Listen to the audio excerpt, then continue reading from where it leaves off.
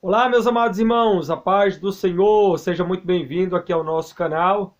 Mais essa semana temos o privilégio de poder compartilhar com vocês o comentário da lição de número 9, do dia 30 de agosto de 2020. Lição que tem por título Como Vencer as Oposições à Obra de Deus. Texto áureo, mas em todas essas coisas somos mais do que vencedores por aquele que nos amou. Romanos capítulo 8, versículo 37. E a verdade prática está assim: quando depositamos nossa confiança em Deus, descobrimos que Ele é muito maior do que todos os obstáculos que enfrentamos. Para a gente começar a nossa aula de hoje, a nossa pré-aula, o nosso comentário, que toda semana você que é inscrito aqui no nosso canal recebe aí nas notificações, e você que não é inscrito é convidado a se inscrever, ativar o sininho das notificações, deixar o seu like, deixar o seu comentário, sua pergunta teológica. Para tanto, nós sempre começamos aqui no canal a nossa aula com uma palavra de oração, e eu quero convidar você, neste momento, a levar o teu pensamento ao Senhor e agradecer a Ele e pedir a graça para que nós venhamos entender um pouco mais dessa parte, dessa partícula da palavra de Deus que é de tão proveito, né? Tão proveitosa assim. Pai, muito obrigado por esse momento especial que temos, Senhor, de estudar a Tua palavra, de comentar, fazer aqui comentários bíblicos, doutrinários, enfim, todo esse espaço que temos de poder compartilhar com os irmãos aquilo que o Senhor já nos deu, já colocou em nosso coração. Muito obrigado, em o nome de Jesus. Amém. Que os frutos dessa noite sejam de bênção para mim e para a tua vida. Amém? Vamos lá então. Temos aqui Neemias capítulo de número 4. Eu falei na semana passada que essa caminhada na revista, nós estamos estudando um tema que é os princípios divinos em tempos de crise, então não está seguindo assim uma ordem cronológica dos fatos, né?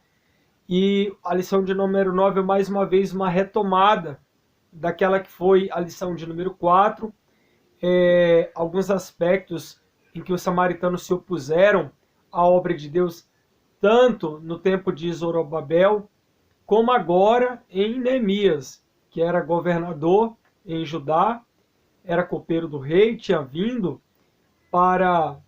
melhor dizendo, para Jerusalém, com todo um aparato, né, com toda uma comitiva, e obviamente mais amparado ainda pelo Deus dos céus, o Deus de Israel. E ali ele vai começar uma grande obra, que é a reconstrução, a reedificação dos muros da cidade de Jerusalém, que estava toda quebrada, danificada, fogo, e Neemias, ele vem para cumprir esta missão. Esta oposição, então, ela se dá nas diferentes levas dos repatriados.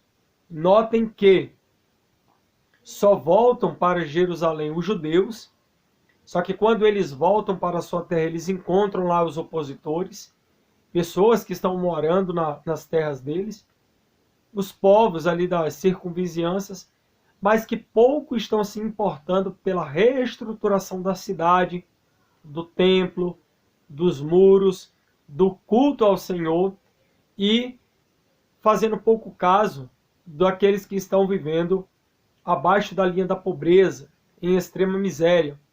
Vimos na semana passada que os filhos, as filhas estavam sendo entregues como escravos, e os pais clamando, chorando, pedindo um socorro, e uma sábia decisão daquele político bastante honesto, que foi Neemias, um político de Deus, um homem que tinha um cargo político, mas que não deixou subir para a cabeça, um homem de Deus comprometido com a obra e com a missão, e acreditando no Deus em que ele servia. Orou, jejuou, esperou o tempo certo, teve a concessão do rei, volta a Jerusalém e começa a desempenhar uma missão que os que já estavam lá, mas que não eram judeus, nunca fizeram caso algum de querer reerguer, ajudar. Falaram de boca, né? Assim, meras falácias. Chegaram a propor uma ajuda, mas uma ajuda falsa, uma ajuda sorrateira, uma pseudo-ajuda, uma proposta indecorosa, uma proposta que, se eles alcançassem aquele objetivo, talvez no meio daquela suposta ajuda eles pudessem se rebelar. Você já imaginou se Zorobabel, lá na reedificação do templo, ele aceita com que os samaritanos ali pudessem colocar a mão na obra junto com eles? De repente eles estão colocando o alicerce de dia, quando fosse a noite que fosse descansar, um grupo entrasse lá e removesse as pedras do alicerce, né? Então, mais tempo levaria. Eles ainda conseguiram, num espaço de aproximadamente 15 anos, fazer com que a obra de Deus ficasse totalmente parada, né? Ficasse totalmente estagnada, a ponto de frustrarem esses planos, e após a frustração desses planos, o povo judeu se voltar para a construção das suas próprias casas. E nós já estudamos, já exaurimos isso aqui bastante, já falamos que Deus levantou profetas para poder repreender o povo, para animar o povo, para levantar o povo a uma nova reconstrução. Então, assim como Zorobabel, agora Neemias enfrenta também oposição. Dentre eles, Tobias, Sambalat e Gésem, homens totalmente malignos, homens totalmente contra e opositores ferrenhos à obra de Deus. Faz-me lembrar de Nimrod, né? Talvez ali o idealizador da Torre de Babel, um homem extremamente maligno. Quando você estuda a história, você vai perceber que ele é o primeiro homem na história que ele promove um culto contra o Senhor. Se você estudar a fundo a história de Nimrod, você vai perceber isso. E um homem dado ao misticismo, ao ocultismo, e que não adorava ao Deus verdadeiro. Correto? Então nós temos aí alguns objetivos. O primeiro é o objetivo geral, destacar as medidas adotadas por Neemias a fim de vencer as oposições realizadas na obra de Deus. Comentamos um pouco isso na semana passada, de que Neemias ele foi muito sábio a ele fazer a leitura do local, a ele examinar cuidadosamente, a ele ficar em silêncio por algum tempo e depois sim revelar qual era a sua real finalidade naquele local. Então foi muito sábio, muito prudente. Objetivos específicos, professor, você tem 3 aí, ó. Ressaltar que a Bíblia afirma sobre a natureza dos ataques espirituais à obra de Deus. De cara aqui você pode linkar com Efésios capítulo 6, a partir do versículo 10. No demais, irmãos meus, fortalecei-vos no Senhor e na força do seu poder, né? Tomai as armaduras, capacete da salvação. Por quê? Porque a nossa luta, ela não é contra a carne. Ela é contra os principados, potestades, hostes espirituais da maldade, que estão nos lugares espirituais. Então a oposição, ela é ferrenha no campo espiritual. Eu citei aqui num dos meus muitos vídeos, que gravei aqui ao longo desse trimestre já, que um pastor me ensinou algo muito interessante, né? Ele ensinava a igreja, ele falava assim, ó, deixa só o diabo trabalhar contra a igreja. O que ele estava querendo dizer? Que eu não posso ser um instrumento para atrapalhar a obra de Deus, atrapalhar o meu pastor, atrapalhar a líder do círculo de oração, o líder dos jovens, empacar ali a obra com as crianças, a obra missionária. Eu não posso ser esse veículo de atrapalho, essa pedra de tropeço, esse homem da confusão. Eu não posso ser isso, de maneira alguma. Eu preciso ajudar a obra de Deus, a fazer a obra de Deus.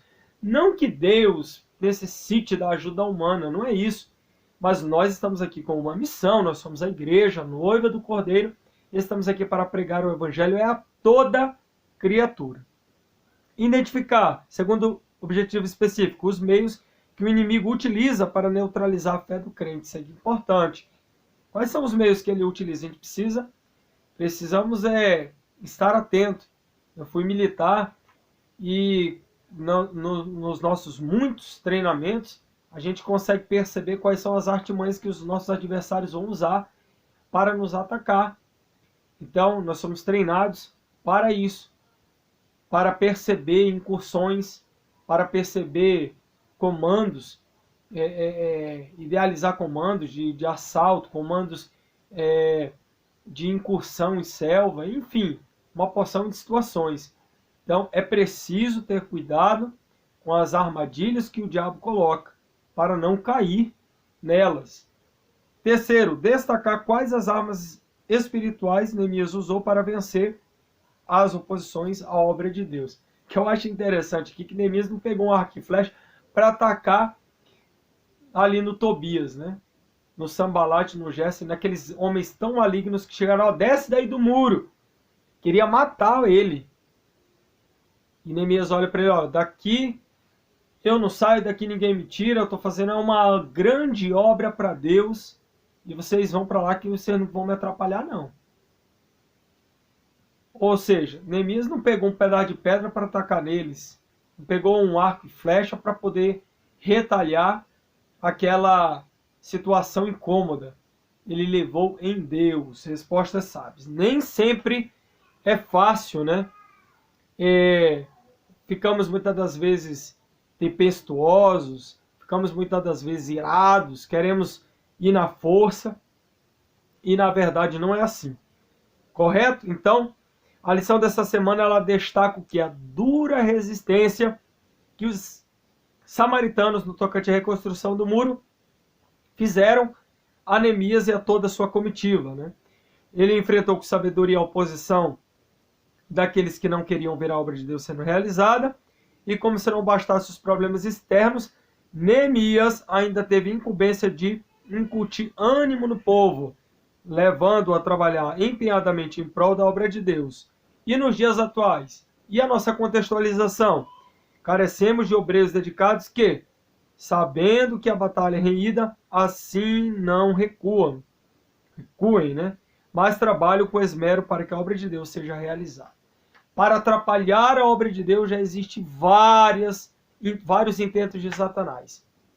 E nós precisamos na obra de Deus de obreiros, de homens de valor, que façam frutificar. Recentemente, eu conversando com o pastor Daniel, um amigo meu, que também tem o seu canal aqui, Daniel Vale Oficial, ele me falou algo que eu achei muito interessante. Ele disse, pastor Mel, que na hora que a gente se encontrar, nós vamos ali tomar um café, nós vamos falar de Bíblia, falar de Deus, falar da volta de Jesus, falar de coisa boa.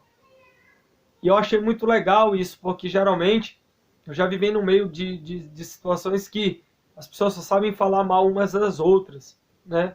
E isso é muito importante quando nós estamos perto de pessoas que querem falar de Bíblia, de Deus, querem falar de coisas boas, correto? Então, meu amigo aluno, professor, superintendente da EBD, temos na nossa introdução aí, ó, um resgate. Na lição 7 a gente observou a construção dos muros em Jerusalém provocou o quê?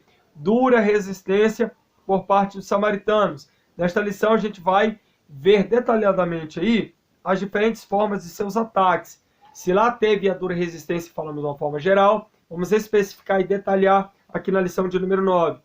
Qual a procedência desses ataques? A Bíblia revela que a verdadeira força por trás desses ataques, quais foram? Ela diz, não temos que lutar o quê? Contra a carne e contra o sangue, isso aí eu já falei, contextualizando com o Novo Testamento, Efésios capítulo de número 6, palavra de Deus colocada no coração de Paulo, e aí Paulo tem o esmero de colocar isso e de trazer uma performance um tanto interessante com a relação do próprio soldado romano, do seu aparato, né? Uma metáfora ali bastante análoga, para nos mostrar as reais lições que nós precisamos ter com relação aos ataques e às investidas do nosso adversário. Então, os inimigos visíveis são meramente instrumentos dos demônios, os quais atacam. Desde que Lúcifer caiu em pecado no céu, e foi expulso de lá, ele tem sido adversário. 1 Pedro, capítulo de número 5, versículo de número 8, anda de redor, bramando como leão, buscando a quem possa tragar.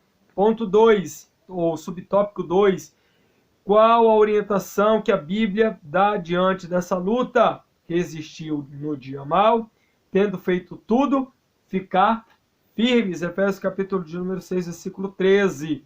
E Tiago 4, 7.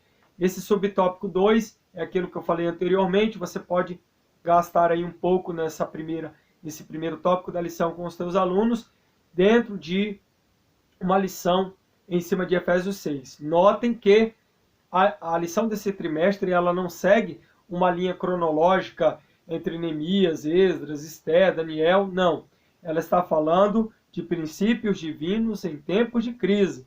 E muitas das vezes a crise ela não vem só com uma crise sanitária que a gente está vivendo no ano de 2020. Ela não só é uma crise humanitária, por assim dizer, ela não é uma crise financeira, né, como aconteceu dezenas de crises financeiras ao longo da história. Temos a Grande Depressão que aconteceu em 1932, enfim. Não é só isso, mas crise no mundo espiritual. Crentes em crise, crentes que em vez de estar em Cristo, estão em crise. Mas o cristão em Cristo pode passar por alguma crise? Claro que pode, meu irmão, nós somos humanos. Essa falácia de dizer, crente não tem que estar em crise, tem que estar em Cristo. Nós já estamos em Cristo, meu irmão. Só que as crises, elas vêm. Nós não podemos fechar os nossos olhos para dizer, não tem. Claro que tem. Olha Abacuque, a oração dele. Senhor, aviva a tua obra no meio dos anos. Por que é que você acha que ele pede um avivamento no meio do ano, meu irmão? É porque é no meio que o negócio, tu olha para trás, mas será que eu vou continuar a caminhada? E olha para frente, meu Deus, mas parece estar muito longe, então é preciso um renovo nessa caminhada.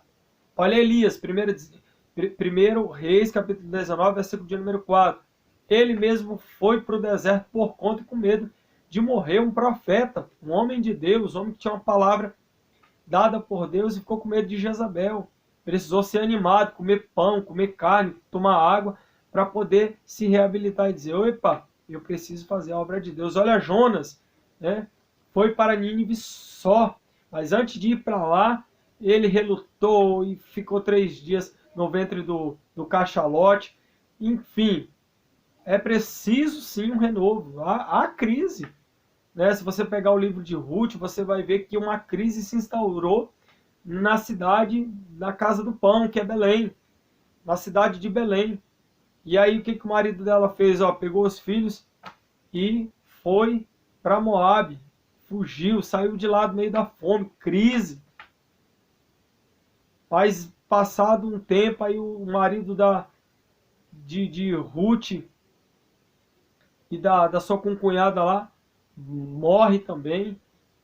Enfim, há uma crise generalizada que acabou atingindo Noemi. E toda a Bíblia você vai perceber isso. Crise, crise, crise. Mas Deus sempre tem dado vitória. Deus sempre tem animado o seu povo. Deus sempre providenciou um Boaz para Ruth.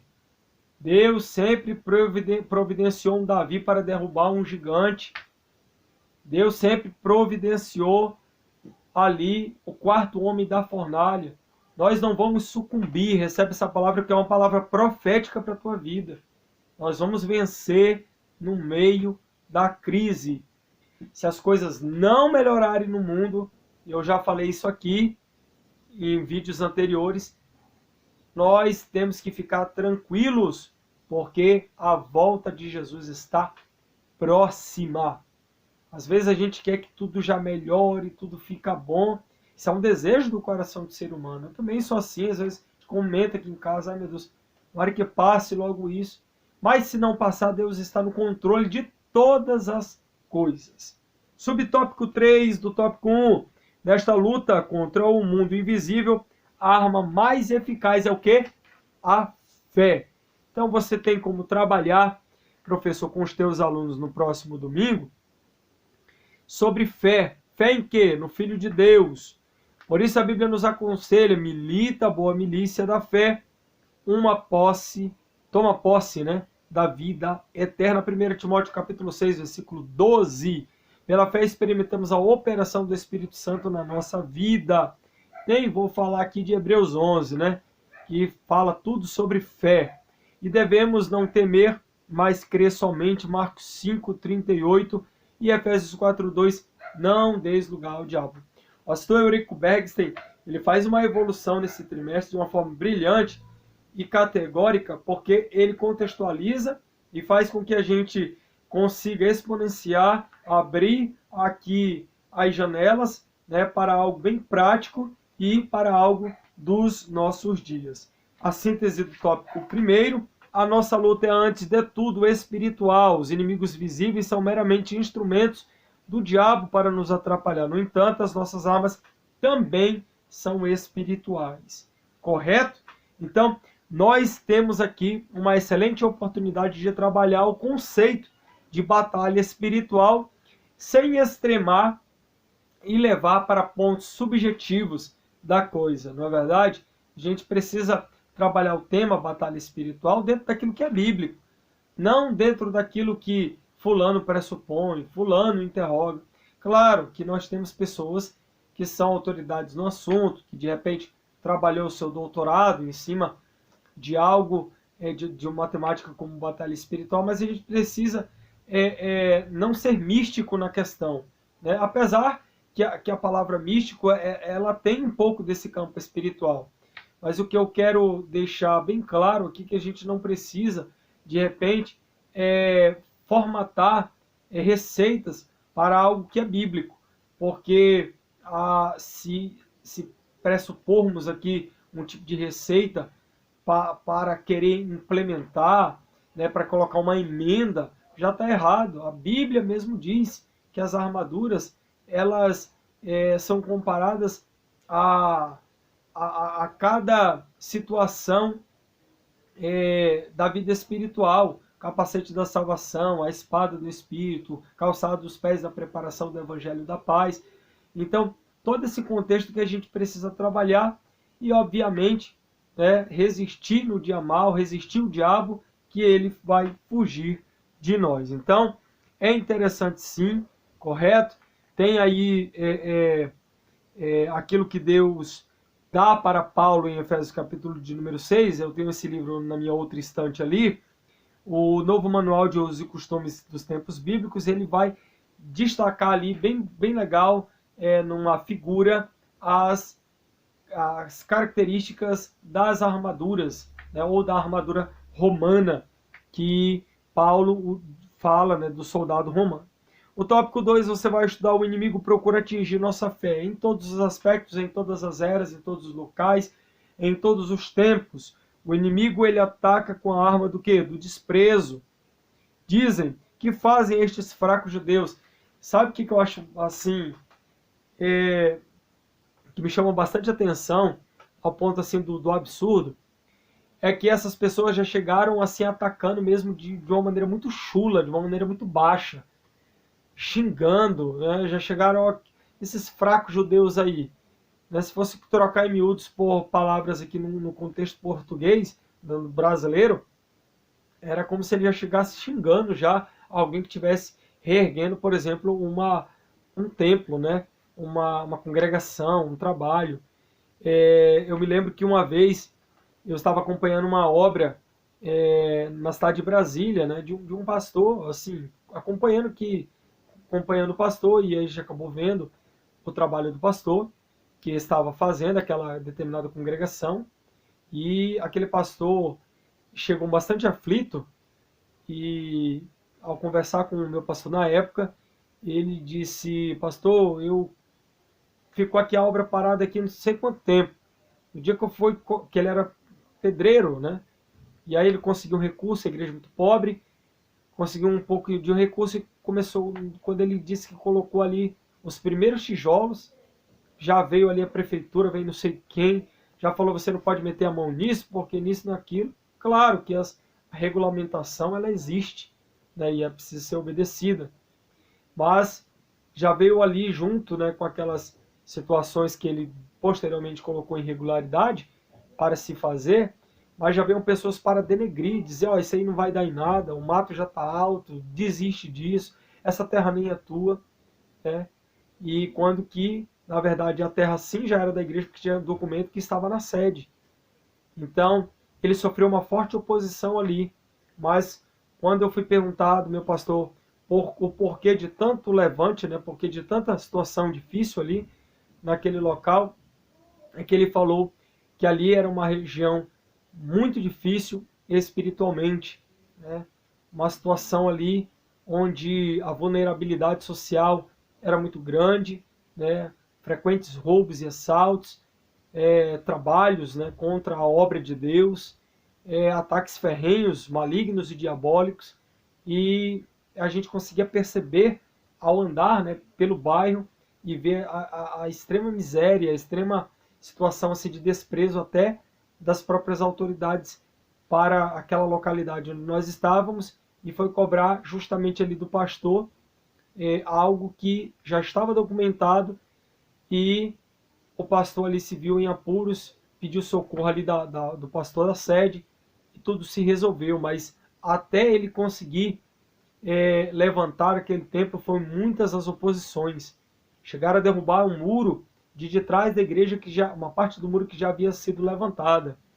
Então, para você ver tamanha situação de contraste, né, nesse mundo espiritual, nesse dualismo entre céu e inferno, entre Deus e o diabo, entre essa composição mais espiritual. Eu nunca me esqueço dessa situação, porque vi ali, né, estava em loco e vendo ali o sofrimento do pastor, porque os irmãos queriam que aquele templo se levantasse, porque estavam cultuando há tempos no anexo da casa do pastor, e eles precisavam daquele local para adorar a Deus. Hoje, para a glória de Deus, há uma congregação ali, naquela cidade, naquela localidade, e o nome do Senhor ali é glorificado.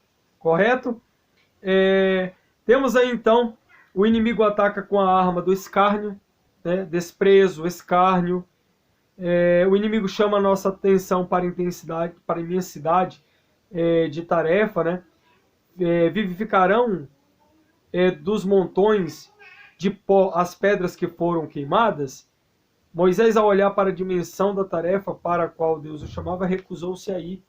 Já coloca que vai ser imensa, já coloca que vai ser extensa, já coloca que vai ser dura. Ele já vem com todas as armadilhas prontas.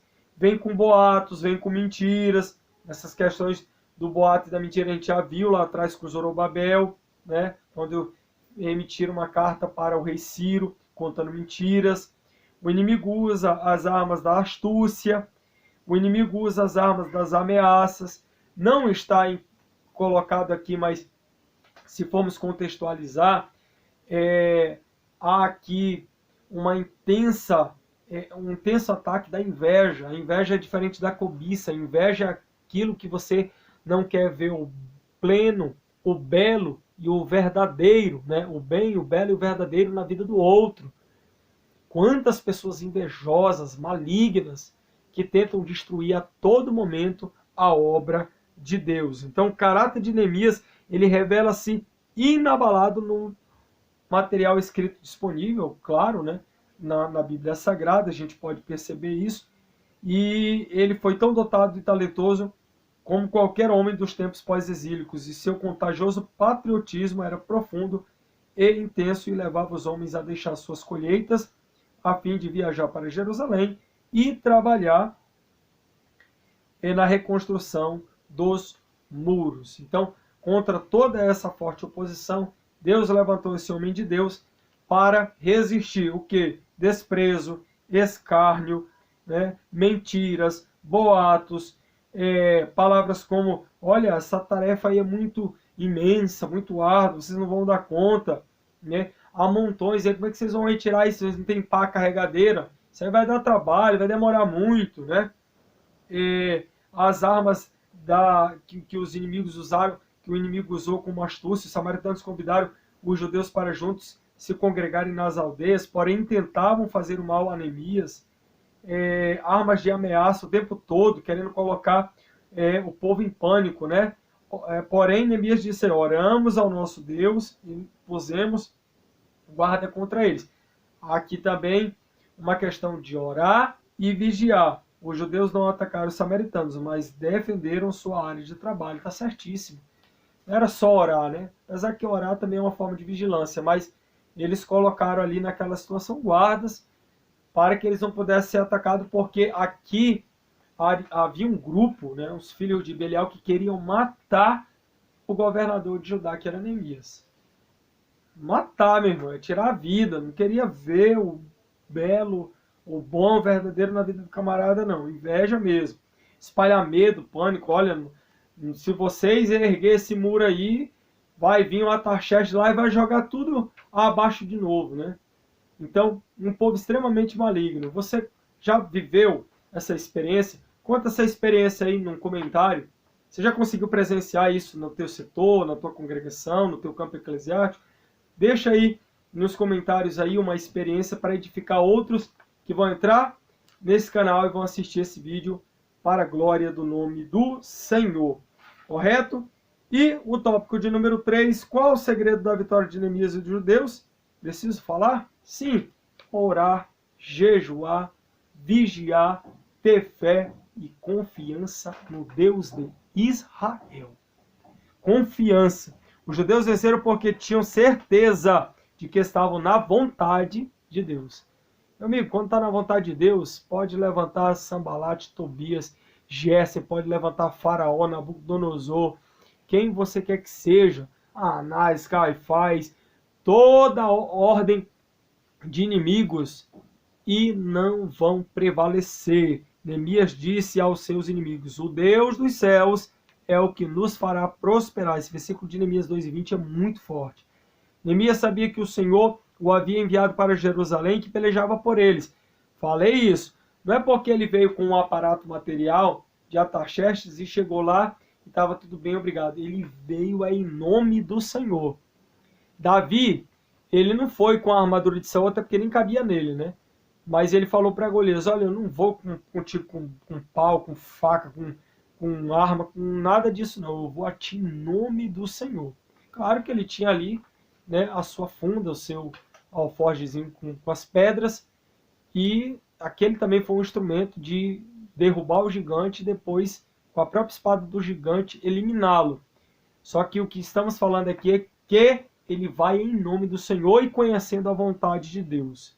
Já vi diversos amigos meus que são missionários contando experiências tremendas no campo missionário, que sofreram grandes retaliações, mas que no final Deus deu vitória para a glória do nome do Senhor. Minha própria irmã, que é missionária no Peru, já contou vários testemunhos, e nós, na obra de Deus também, ao longo desses 18 anos de ministério, percebemos que Deus também já nos deu vitória, e percebemos muitas vitórias, né?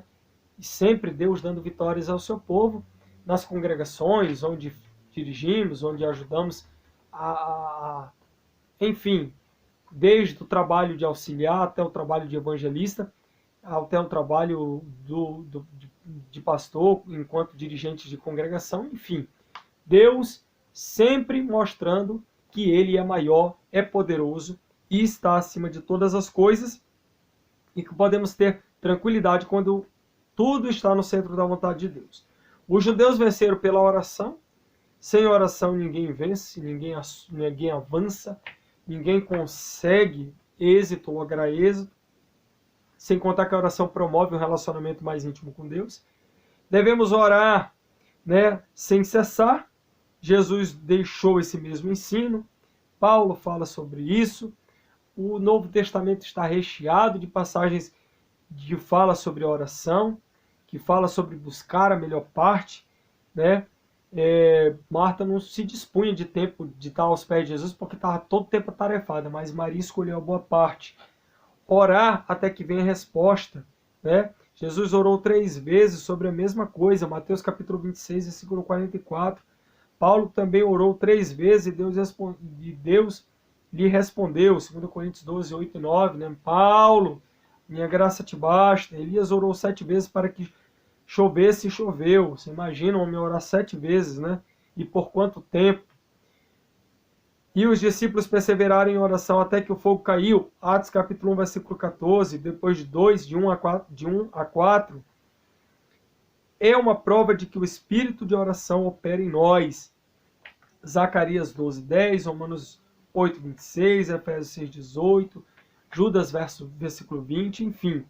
Glórias a Deus e vitória pelo sangue, pelo nome de Jesus Cristo. Essa lição é uma lição extremamente poderosa, maravilhosa. Hoje o nosso comentário está bem curto. Você pode compartilhar aí com 10, com 20, com 30 pessoas. Você que não é inscrito, se inscreva no nosso canal. Deus te abençoe de uma maneira especial. Quero mandar aqui um grande abraço para todos os meus amigos pastores espalhados no Brasil. Mandar um abraço aqui para o pastor Alan, ali em Sorocaba, São Paulo. Nos falamos hoje pelo WhatsApp. Que Deus o abençoe, né? Aquele homem de Deus, advogado e sempre ali com a sua caixinha fazendo os cultos ao ar livre, né? Meu pai na fé foi ali um grande professor na época do discipulado meu, muito feliz por isso. Um abraço aos irmãos do canal Fé em Foco, um abraço aí a todos os nossos amigos que nos acompanham toda semana, né, nessa parte tão especial que é comentar a lição bíblica da Escola Dominical. Deus abençoe e até semana que vem. Deixe o seu comentário, seu like, sua pergunta teológica. Fiquem com Deus. Até semana que vem, em nome de Jesus e a paz do Senhor.